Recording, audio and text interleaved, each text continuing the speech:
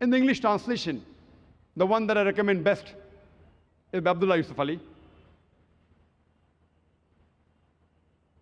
Amongst all the translations that I've read, I feel this is the most comprehensive. And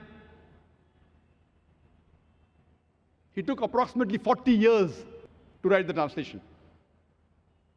And though his English is a bit archaic, you may say biblical, thou, but it's more closer to Arabic.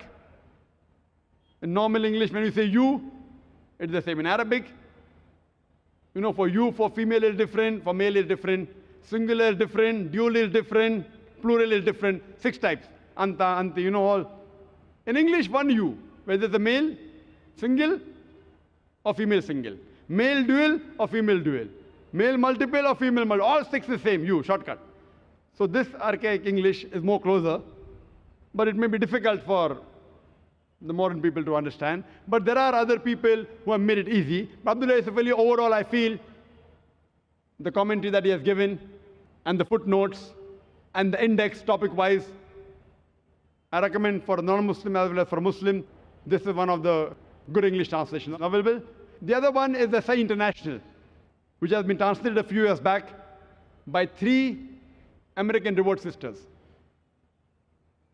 And the English is more simple and it is more modern.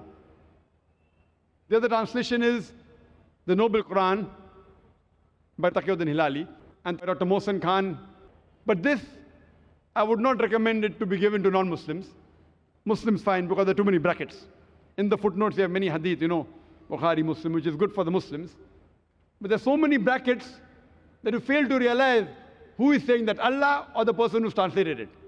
So you give footnotes, no problem, but if you give too many brackets, you fail to realize, is this message from the translator or from Allah subhanahu wa ta'ala? So that's the reason it is good for references, Bukhari, Muslim, Sahih Hadith. But for a non-Muslim, I personally don't advise you to give that. The other 4th translation, which is good, is by Maulana Abdul Majid Daryabadi. It's good for comparative religion. He gives references from the Bible, gives references from the Hindu scriptures. It's available in 4 volumes. The other one is Muhammad Pickthall. Muhammad Pickthall, you're the Britisher. Even that translation is good, but it doesn't have any commentary. The other one good is by Muhammad Asad. Muhammad Asad, this translation is good. He quotes very often Zamakhshari. And he gives root words of Arabic. But you have to be careful, because Zamakhshari is a logical tafsir. But sometimes it deviates from the Sahih Hadith. So you have to be careful.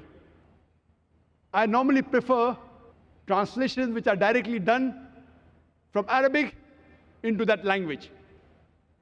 So English translation translated directly from Arabic to English are the best. There are other translations which are translated from Arabic to Urdu and then English, like Maulana Maududi, Dawatul Qur'an by Shams Pirzada. They are good, but the chance of error is more. Because someone translates from Arabic to Urdu, then from Urdu to English. And that's what happened with Maulana Maududi's translation.